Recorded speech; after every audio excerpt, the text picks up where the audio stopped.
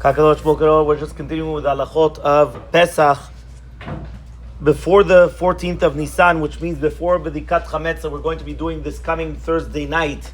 Bezrat Hashem, a person already has to start coming and cleaning, whether it's going to be the house, right? Whether it's going to be sodi, something very, very deep.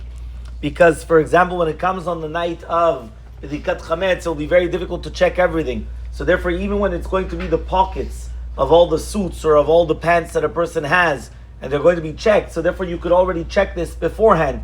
And therefore when it's coming right on the night of the B'dikat Hametz, all you have to do is a very superficial check on the pockets, that as long as you check from the outside that there's nothing going to be on the inside, so therefore you don't have to come and start taking out every single pockets of every single suit jacket or suit pants in order to make sure that there's not going to be Hametz. Now the same will happen with a lot of other things as well, that even to do right with the walls or other places as well. There was once a famous story that happened, right, when they were speaking about the way that a person will come and just understand about how much does a person have to clean for Hametz, where one of the wives of the big Rabbanim, right, they were cleaning, and the rabbi comes and he tells her, that's it, you don't have to do any more. So she went and she says, if it was up to you, we would already be eating Hametz on Pesach.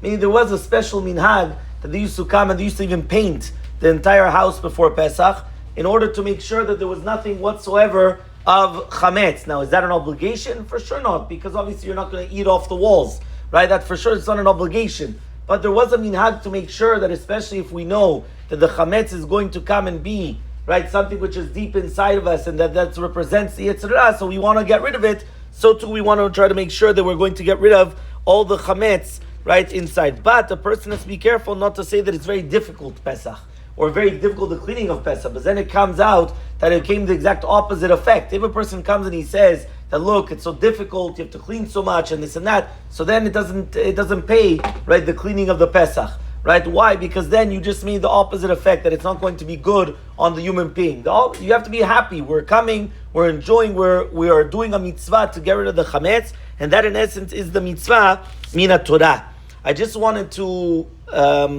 mention an important halakha that we mentioned a few days ago, right? It was brought to my attention as follows. You remember we brought down that if a person comes and they find Hametz on Chol HaMoed, what are they supposed to do?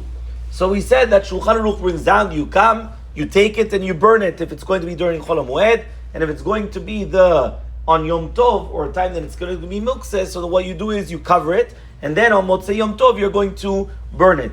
The reason why that happens is because it's not your Hametz, this is your Hametz, and you did not sell. So somebody asked me, yeah, but when you sell, maybe you sell everything. So the truth is, the halakha is as follows. When you sell an item, there's no such thing as selling something which is not misuyam, which means I cannot sell you something which is not tangible and which has no value because I don't even know about. It doesn't exist in halakha, such a sale. If I'm going to sell you such a thing, it doesn't work. The reason why is because what am I selling you? It's either that it's not here because I don't know about it, right? Or it's got no value, so I'm not selling it to you. So how does it work? The only thing is, here we're going to be lenient because once a person does bitul chametz, the rest of the sale is only midrabanan. Everything is already dirabanan now. Even the b'dikat chametz is dirabanan. So once it's going to become dirabanan, right, and there's going to be a lot of nafkaminas to do with a child doing it for you or other things as well, once you know it's going to be doraita or midrabanan. So therefore what happens? Once we are going to be lenient that it's only going to be midrabanan, so therefore we're going to be lenient that when you do the sale, you could include in your sale even chametz that you don't know.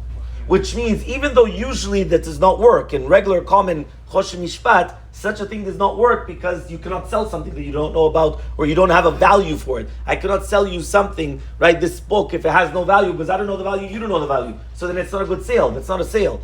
But here, once it's going to be midrabanan, we were lenient. Since we're going to be lenient, some opinions say that when you're going to come and find Hametz on Pesach, and let's say you didn't know about it, so technically it's not your Hametz. So if it's not your Hametz, just come, and obviously you're going to either put it with the bishinui in the cupboard, or wherever it is in the place where the goy owns, and then it's the goy's, it's not yours, you already sold it.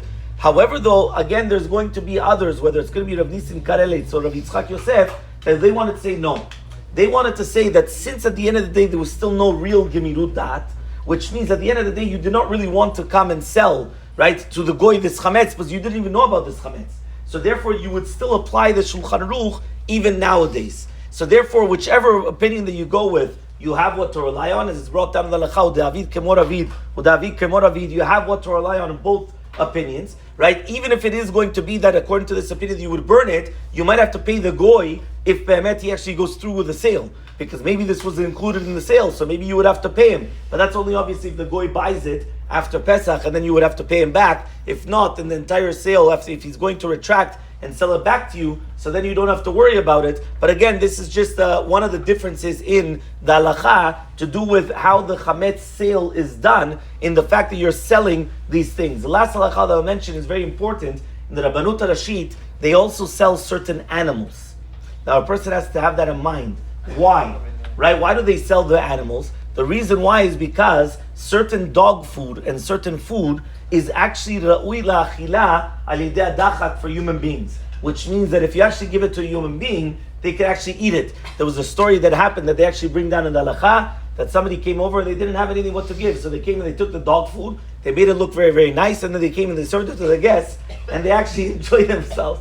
So because of that, what happens is that it's actually brought down that since it has chametz gamur in the dog food, so now not only are you just selling the food, but if you sell the food, chazak u'baruch, you sold the food, but now your animal cannot benefit from the food which is chametz on Pesach.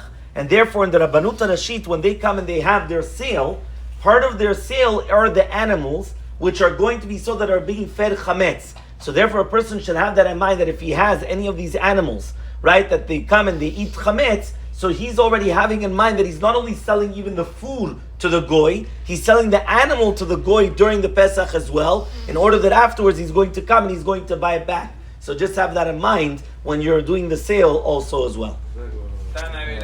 Bayom.